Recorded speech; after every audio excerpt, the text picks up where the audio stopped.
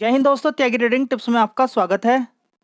तो दोस्तों यहाँ पर सबसे पहले हम बात करने वाले हैं आरबीएल बैंक के अंदर गिरावट क्यों हुई है। देखिए, गिरावट को लेके आपके माइंड का सेटअप क्या है वो समझना बहुत ज़्यादा ज़रूरी है। देखिए, गिरावट गलत नहीं होती है कभी भी, गिरावट हमेशा सही ही होती है। शर्त ये कि गिरावट के पीछे का कारण क्या है। ठीक है, गिरावट के पीछे का कारण क्या है। गिरावट कभी अच्छी कंपनी के अंदर खराब नहीं होती है। आज तक का ट्रैक रिकॉर्ड उठा के देख लीजिए, कोरोना वायरस की गिरावट हो या बड़ी बड़ी मंदी 2008 के अंदर आई है या नॉर्मली कभी भी जो गिरावटें हुई हैं वो कभी खराब नहीं होती है, क्योंकि गिरावट हमेशा एक संकेत देती है। या फिर आप देख लीजिए वॉरेन बफेट की सारे जो उन्होंने अपने एक्सपीरियंस से जो बातें बोली हैं दो दो लाइन में, उनको देख लीजिए। जब भी कभी रिटेल निवेशक बुरी तरह से डर जाए और कहे कि अब तो सब कुछ खत्म, बस समझ लीजिएगा कि तभी स्टॉक मार्केट में खरीदने का टाइम होता है। और जब कहे खरीदना है, बड़ी तेजी और बनने वाली है, हो सकता है कि तब आपको निकलने का समय मिले। ठीक है, ये नॉर्मली है, इसको आप जानते हैं और ये एक साइकोलॉजी का पूरा एनालिसिस करके वॉरेन बफेट ने दिया हुआ है।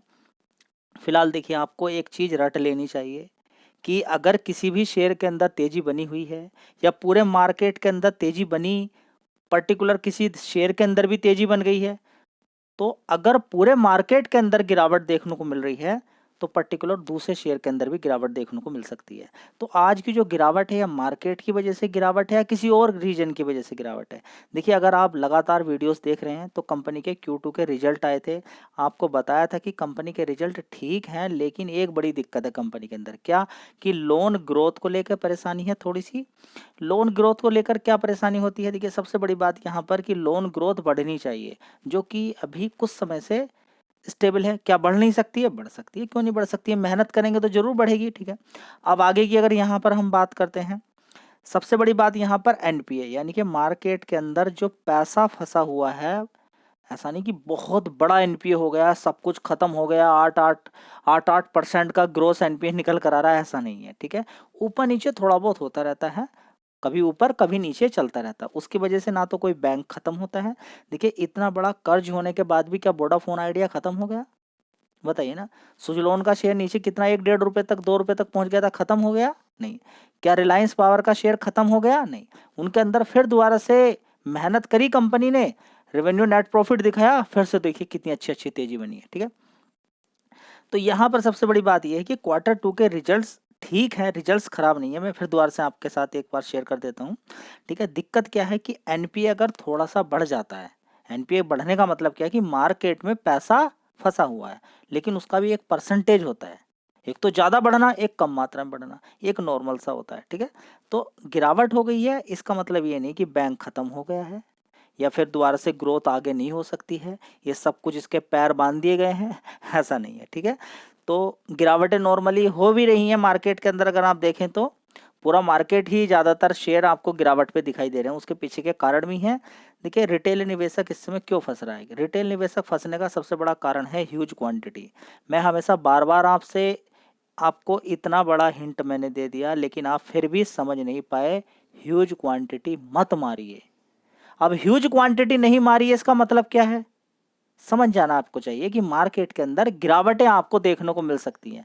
उसके पीछे का कारण क्या? उसके पीछे का कारण सबसे बड़ा यही है कि अब पिछले 2-2.5 साल के अंदर मार्केट में इतनी तेजी बनी है कि जो पिछले 5-6-7 साल के अंदर भी इतनी तेजी नहीं बनी। समझ बात आ गई। तेजी बनने के बाद होता क्या है जी, हमें मालूम नहीं त्यागी ट्रेंडिंग तेजी बनने के बाद क्या होता है। आप खुद से अपना एग्जाम्पल देखिए कि आपने किसी शेयर को 20 रुपए पे खरीदा हुआ है, शेयर आज की डेट में 200 रुपए है, तो क्या करोगे आप? जी मैं तो बेच दूंगा, 10 गुना पैसा हो गया। जैसे आपको बेचने का मन करता है, प्रॉफिट बुक करने का मन करता है, वैसे ही बड़ा प्लेयर भी शेयर को बेचता है, वैसे ही बड़ा प्लेयर भी शेयर को बेचता है। ठीक है, और जब वो बेचता है, क्योंकि वो ह्यूज क्वांटिटी में खरीदता है, तो वो ह्यूज क्वांटिटी में ही बेचता है।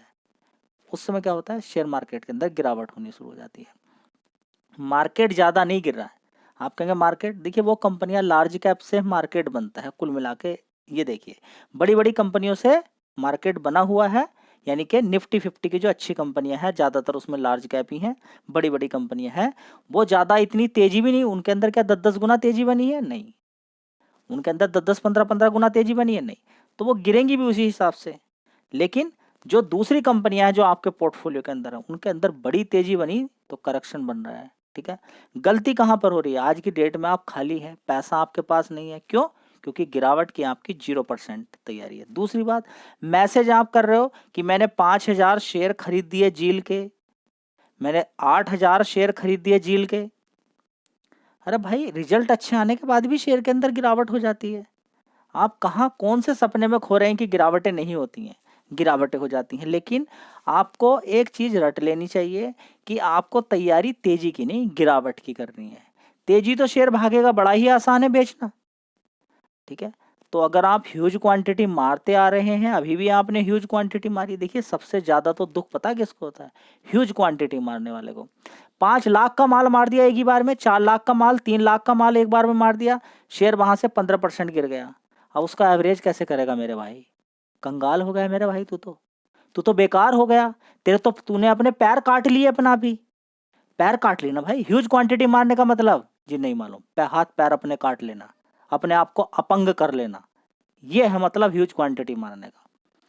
देखिए, ह्यूज क्वांटिटी मारिए आप, मारने को कोई मना नहीं कर रहा, लेकिन देखिए कि कितनी बड़ी गिरावट हो चुकी है।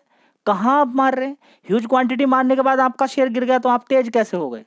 बताइए ना, आप तेज कैसे हो गए, ये बताइए आप, ठीक है।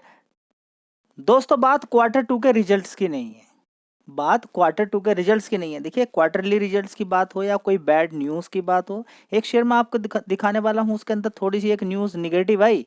जैसे ही खतरा हुआ कि आने वाले टाइम में इस कंपनी का प्रॉफिट नहीं बढ़ेगा, इस कंपनी को टेंडर नहीं मिलेगा, उसके अंदर गिरावट हो गई, 20% का लोअर सर्किट उसके अंदर लग गया, ठीक है। तो इसके अंदर भी 2 लोअर सर्किट लगे आज की डेट में, अगर देखें तो नीचे की साइड में। समझ बात आ रही है आपको? जब भी कभी ऐसा लगेगा कि लोन ग्रोथ के अंदर थोड़ी सी गिरावट या फिर बैंक के अंदर एनपीए बढ़ता हुआ नजर आएगा, ठीक है, तो उस केस में कुछ खत्म नहीं होता है।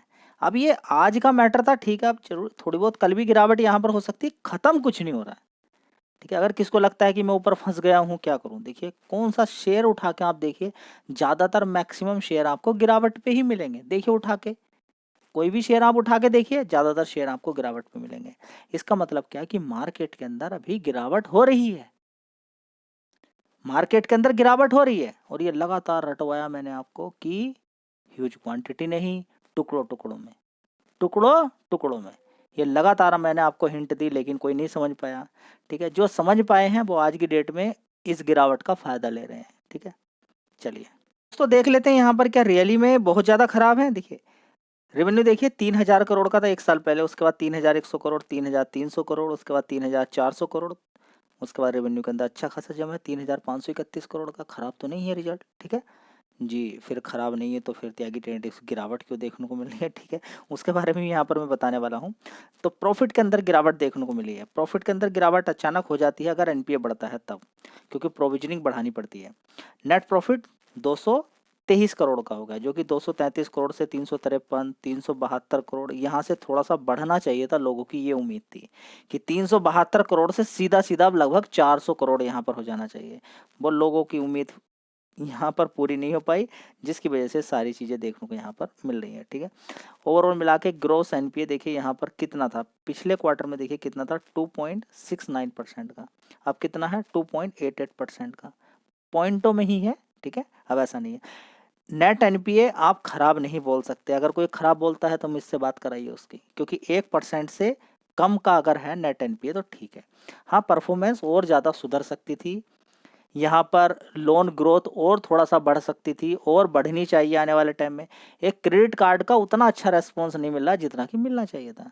क्रेडिट कार्ड का भी पैसा फंसा रहता है मार्केट के अंदर, वो वापस लौट के जल्दी से नहीं आता है, उसका भी बड़ा इम्पैक्ट देखने को मिलता है, ठीक है। और उतनी बड़ी सेल्स आजकल आप देख रहे हैं कि ज़्यादातर लोग बचते हुए भी नज़र आ रहे हैं क्रेडिट कार्ड से आजकल, ठीक है, क्योंकि आजकल ज़्यादातर ऑनलाइन सिस्टम हो गया है कि डेबिट कार्ड पर ही ईएमआई हो जाती है लोगों की। तो क्या बात यहाँ पर समझ में आ रही है? खराब रिजल्ट है? खराब नहीं है, रिजल्ट खराब नहीं है, परफॉर्मेंस और बेटर आनी चाहिए थी, लोगों की एक्सपेक्टेशन ये थी। यहीं पर आ जाते हैं बड़े बड़े ब्रोकर जो इनको डाउनग्रेड कर देते हैं, जिसकी वजह से गिरावटें देखने को मिल जाती है, ठीक है। चलिए, यही गिरावट अगर 3, 4, 5 दिन के अंदर होती, 2, 2, 3, 3% करके, तो कोई दिक्कत परेशानी वाली नहीं। एक साथ गिरी है तो लोगों के अंदर दिक्कत हो जाती है। तो क्या गिरावट की तैयारी थी आपकी? जी, हमारी बिल्कुल गिरावट की तैयारी नहीं होती त्यागी ट्रेडिंग टिप्स। हम तो बस सिर्फ एक ही बार में शेयर मारते हैं, नहीं मेरे भाई, खरीदना तो 1 साल तक होता है शेयर को। 1 साल मतलब हम तो सिर्फ 2 सेकंड में खरीद देते हैं। तो भाई जिंदा कैसे रहोगे आप स्टॉक मार्केट में? गिरावट की कोई तैयारी आपकी नहीं। कहाँ आ गए आप तो बहुत गलत जगह आ गए। आप अपना डिमेट अकाउंट, अभी जितना पैसा फंस गया ठीक है, छोड़ दीजिए उसको, आने वाले टाइम में लॉन्ग टर्म के लिए निकल जाओगे। आप कोई दूसरा काम कीजिए। स्टॉक मार्केट आपके लिए है ही नहीं, क्योंकि आपकी गिरावट की, स्टॉक मार्केट में तो बड़े प्लेयर का एक ही चीज है, क्या? गिरावट। जहां पर आप सोच रहे हैं कि यहां से भागेगा, वहां से तो बड़ी गिरावट देखने को आपको मिल सकती है। कैसे कवर करोगे? चलिए, कोटक महिंद्रा बैंक, आप कहेंगे देखिए त्यागी टेंटिव्स आरबीएल गिरा, ये भी 5% गिर गया, तो देख लीजिए ना, तो गिरावट किसी को छोड़ती है क्या? ठीक है, लेकिन गिरावटें कभी खराब नहीं होती है। परफॉर्मेंस ऊपर नीचे होती रहती है। परफॉर्मेंस इनकी खराब नहीं है, लेकिन और अच्छी चाहिए लोगों को, क्योंकि बड़े शेयर हैं, बड़ा भाव है, बढ़िया कंपनियां हैं। ठीक है, तो और अच्छी चाहिए इनकी परफॉर्मेंस। अभी जो गिरावटें हुई है, ये और भी बड़ी गिरावट होगी। ये सिर्फ एक अपॉर्चुनिटी रहेगी। आप पिछला उठा के देख लीजिए, ट्रैक रिकॉर्ड देखिए, ट्रैक रिकॉर्ड देखिए। इस शेयर के अंदर गिरावट हुई क्या कभी? जी कभी नहीं गिरावट। इस चार्ट पैटर्न के अंदर क्या कभी गिरावट आपको देखने को मिल रही है? जी हाँ, ये गिरावट हुई थी। यहाँ पर तो, यहाँ पर भी गिरावट हुई। यहाँ तो किसी को नुकसान नहीं हुआ जिसने थोड़ा थोड़ा करके खरीदा हो। बस सेम आगे भी यही होने वाला है। 3 शेयर, किसी को अगर समझ में नहीं आ रहे तो रट लीजिए, बीच बीच में गिरावटें होंगी और आपका पैसा बनता रहेगा। आज भी देखिए कोटक महिंद्रा बैंक के अंदर गिरावट है, रिलायंस इंडस्ट्री और एचडीएफसी बैंक में तेजी है। दोस्तों अगर देखें, सैटरडे को, फ्राइडे के अंदर जो वीडियो बनाई गई थी उसमें बताया था कि मंडे को ये अकेला शेयर पूरे मार्केट को हिला देगा। तो हिला दिया इसने। सुबह सुबह आपने देखा था 400 पॉइंट बैंक निफ्टी ऊपर ही थी। निफ्टी 50 के अंदर भी तेजी थी। जब दूसरे शेयर्स गिरे तब जाके गिरावट हुई। तो 3 शेयर हैं जिसको कुछ नहीं आता है, डरना बिल्कुल नहीं है। कोटक महिंद्रा बैंक, गिरावट होती है होने दीजिए, थोड़ी परफॉर्मेंस खराब होगी, बहुत अच्छी बात है, गिरावट आपको मिलेगी। एचडीएफसी बैंक की परफॉर्मेंस थोड़ी सी खराब हो जाए, आपके लिए लक्की है ये, इससे बढ़िया कोई अपॉर्चुनिटी नहीं है। ठीक है, तो हमेशा ये कीजिए कि अच्छी कंपनियों के अंदर थोड़ा सा कोई दिक्कत हो, तभी तो गिरावट होगी उनके अंदर और तभी आपका पैसा बनेगा। चलिए दोस्तों, अगला शेयर है जेएम फाइनेंशियल लिमिटेड। ठीक है, इस शेयर को हमने कहाँ से कवर किया? 70-75 रुपए से कवर किया। ऊपर की साइड से ये 100-150 रुपये, 110-115 रुपये से जबरदस्त गिरा था। गिरने के पीछे का कारण आपको मालूम ही है कि कंपनी ने जो अगेंस्ट में, डिवेंचर के अगेंस्ट में जो लोन था उसको क्या कर दिया था? बंद कर दिया था कि हाँ आप लोन नहीं बांट सकते। ठीक है, अगेंस्ट इसके डिवेंचर्स के अकॉर्डिंग के अगेंस्ट। ठीक है, तो यहाँ पर अब देखिए कंपनी ने क्या किया, एसबीआई ने, यहाँ पर देखेंगे आरबीआई ने क्या कर दिया। यहाँ पर आरबीआई ने वो सारी चीज़ों को हटा दिया है कि अब आप काम कर सकते हैं। ठीक है, तो कोई दिक्कत नहीं है। तो उस खुशी में देखिए क्या हुआ, खुशी में क्या हुआ, शेयर ऊपर ही खुलता है। ऊपर कितना खुलता है देखिए, प्रीवियसली क्लोज कितना था? 158। ऐसे पता नहीं चलेगा कितना ऊपर खुला था, 158। ठीक है, 158 से सीधा सीधा कितना खुलता है ये? 168 रुपये 75 पैसे, और वहाँ से ज़बरदस्त गिरावट होकर लो बना देता है 142 रुपये। अभी कितना है? 147 रुपये। ठीक है, वॉलेटिलिटी इसके अंदर रहती है, बढ़िया शेयर है। तो जो दिक्कत थी वो इसकी दूर हो गई है।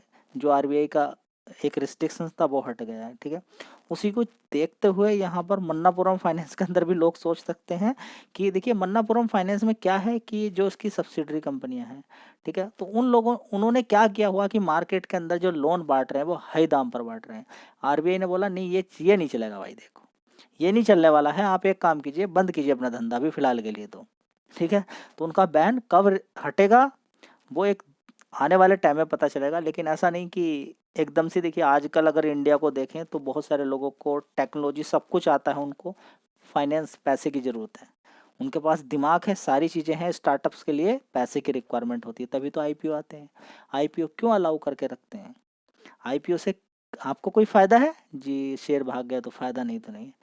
ठीक है, आईपीओ के अंदर बड़ा एक कंपनी को पैसा मिल जाता है, कहाँ से? आप लोगों से। ये जो बड़ी बड़ी कंपनियां, स्टार्टअप्स आ रहे हैं, 6-6 हज़ार करोड़, 7-7 हज़ार करोड़ रुपए जो बना रहे हैं, ये आप ही का तो पैसा है, ये आप लोगों का ही तो पैसा है। ठीक है, जो 1800 रुपये पे खुला था, कौन खुला था? पेटीएम लूट के ले गया, सबको बर्बाद कर दिया ना। देखिए यहाँ पर समझना जरूरी है कि जब भी कभी आप देखेंगे कि सेबी ने उसको पकड़ लिया, एनएससी ने उस पर ये कर दिया, वो चाबुक लगा दिया, वो चाबुक लगा दिया, ये लोग शेयर को भगा रहे थे उनको पकड़ लिया, उन पे 25-25 लाख का जुर्माना लगा दिया। अरे मेरे भाई, इनको क्यों नहीं पकड़ते? ये आईपीओ आईपीओ 1800 रुपये पे क्यों आया पेटीएम का? रिसर्च नहीं थी? पहले से सब कुछ नहीं देख सकते थे? किसी को कुछ मालूम नहीं है। बस आईपीओ आएगा, आईपीओ का भाव कितना ऊपर खुला किसी को कोई मतलब नहीं। एक महीने में कोई शेयर है 2 रुपये 5 रुपये का शेयर अगले 1 साल के अंदर 500 रुपये 600 रुपये पहुँच जाए, कोई कार्रवाई नहीं, कुछ नहीं है। बस कोई एक छोटा पैसा इकट्ठा करके अगर किसी शेयर को भगा देता है या थोड़ा सा कुछ वैसा बोल देता है, या कोई एक छोटा टेलीग्राम चैनल वाला है कुछ लोगों को खरीदवा के किसी शेयर को मैनिपुलेट कर देता है, तो उसको पकड़ के सब न्यूज़ चैनल पे दिखाया जाता है ऐसा हो गया वैसा हो गया। लेकिन इन जो बड़े प्लेयर हैं उनको देखने का किसी का नाम नहीं है। कोई देखने की कोशिश ही नहीं करता कि आईपीओ के भाव इतने ज़्यादा क्यों रखे गए थे और 1500 रुपये से वो 300 रुपये कैसे आ गए। समझ में बात है ये? तो ये सारी चीज़ें जब डीप में आप स्टडी करोगे तो बहुत बड़ी परेशानी। तो ओवरऑल मिला के रिसर्च कैसी रही? 168 रुपीज़ तक आपका पैसा बन चुका है, 170 रुपये मान के चलें, ठीक है।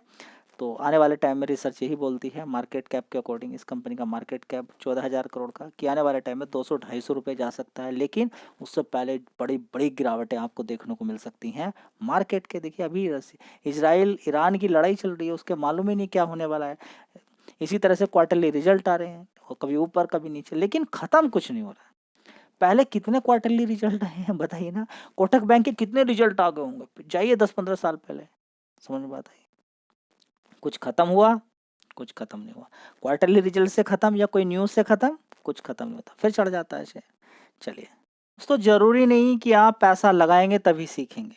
सीख लीजिए तो एक ही जो अट्रैक्शन है ज़्यादा पैसा मारने का, सैलरी आई सारा पैसा लेकर आ गए, सेविंग अकाउंट के अंदर कुछ छोड़ ही नहीं रहे हैं, ये सब कुछ आपका दूर होने वाला है। समझ बात आई है? तो कॉल पुट वाले तो ख़त्म होने हैं, वो तो बचने का कोई मतलब नहीं है। आप देखते भी होंगे जब आप कोई अपना ब्रोकर है उसको खोलते हैं, ओपन करते हैं, तो सबसे पहले वही दिखता है, 10 में से 9 लोग ख़त्म हो गए। करोगे कॉल पुट में? तो जवाब आता है हाँ करूँगा भाई, क्योंकि अभी फ्राइडे को 6-7 गुना पैसा हुआ है, आज भी बड़ा पैसा बना है, एकदम तेज़ी बनी थी, करूँगा मैं।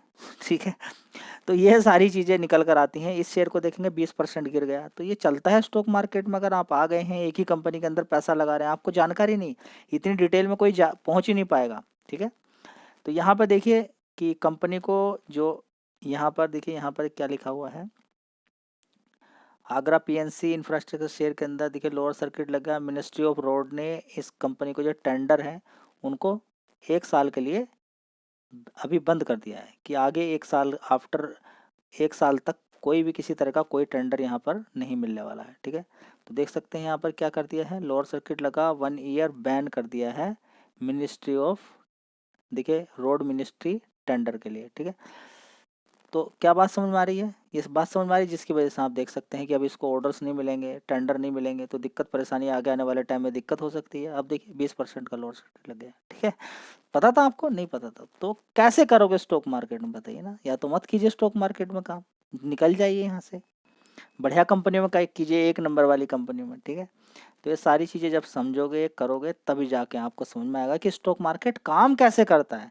4-4 साल तक शेयर हिलता नहीं है, आपको ये अफवाहें कौन दे रहा है कि आप कल ही करोड़पति बनने वाले हो? या तो बड़ी मार्केट के अंदर गिरावट हो गई हो कि आप शेयर को एकदम ढूंढ रहे हैं, पैसा आपका बन रहा है।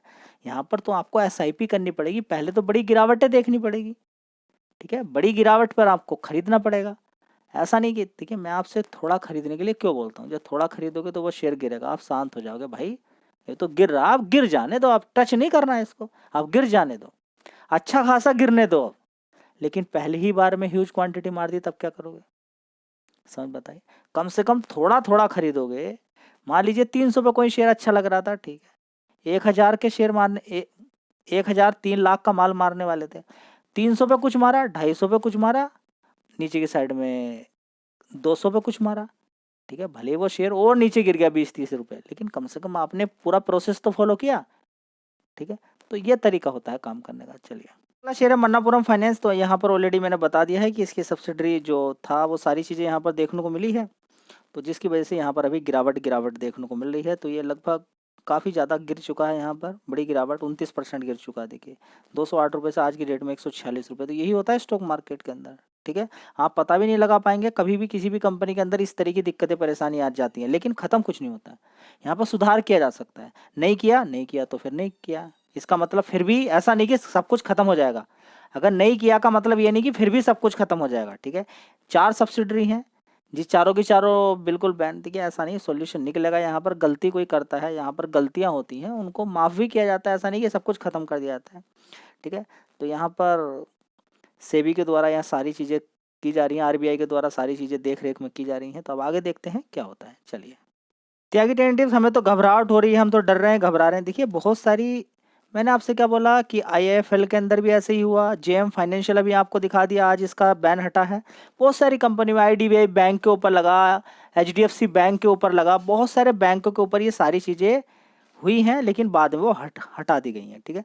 तो चाहो तो शेयर पे फोकस कर सकते हो, बढ़िया शेयर है, आने वाले टाइम में आपको पैसा अच्छा बना के दे सकता है। बैन हटेगा, सुधार होगा तो आपको अच्छा। लेकिन एक बात चीज़ याद रखिए, जो गिरावटें ये हुई हैं, आने वाले टाइम में जब तेज़ी बनेगी इसके अंदर, तो यही शेयर बढ़िया पैसा आपको बना के देगा। बहुत बड़ी बड़ी गिरावटें हुई हैं मार्केट के अंदर, आप देख के हिल जाएंगे। देखना चाहते हैं, चलिए दिखाता हूँ। दोस्तों शेयर का नाम है BHEL। देखिए इसका लॉन्ग टर्म का चार्ट पैटर्न आप उठा के देखिए, कितनी बड़ी गिरावट, भयंकर गिरावट है इसके अंदर देखने को मिली है। 2020 में 20 रुपये तक पहुंच गया था शेयर ये, और आज देखिए 52 वीक हाई कितना मारा है, 325 रुपये, 35 रुपये मारा है। 20 रुपये की चीज़ 200 रुपये पहुँच जाती है, कितना पैसा बन जाता है जी नहीं मालूम, 10 गुना, 15 गुना, ठीक है। उसके बाद देखिए 200 पे 300 पे पहुँच गई, 15 गुना पैसा, 20 रुपये की। उसके बाद देखिए 20 रुपये जोड़ लीजिए, 16 गुना पैसा इसने करके दिया है लोगों का, नीचे के लेवल से 16 गुना पैसा करके दिया है, ठीक है। बढ़िया कंपनी है, यहाँ से भी और पैसा बन सकता है। मार्केट कैप देख लीजिए इसका 86,000 करोड़ का है। तो गिराएंगे, गिरा के फिर 10-20-15% पैसा बनाएंगे, ये बड़े प्लेयर की चाल रहती है। चलिए दोस्तों अगला शेयर IRFC, क्या करें। तो आईपीओ का भाव तो भाई साहब 26 रुपये था। कभी आपने सोचने की कोशिश करी 26 रुपये क्यों था? जी नहीं, हम तो कभी सोचते नहीं इस बारे में, मत सोचिए। कितने समय तक ये एक ही जगह टिका रहा, कभी सोचने की कोशिश करी इस चीज़ में? नहीं। देखिए 21 रुपये, 22 रुपये, 21 रुपये, 22 रुपये, 32 रुपये, 30 रुपये, 31 रुपये, 28 रुपये, 26 रुपये, बस यही भाव था इसका। अचानक इसके अंदर देखिए कितना समय ज़्यादा हुआ, 2023 फरवरी 27 रुपये का शेयर, यहाँ पर देखिए, ठीक है। उसके बाद तेजी तेजी तेजी तेजी तेजी 217 रुपये तक पहुँच जाता है, ठीक है। करेक्शन नहीं होना चाहिए, ठीक है।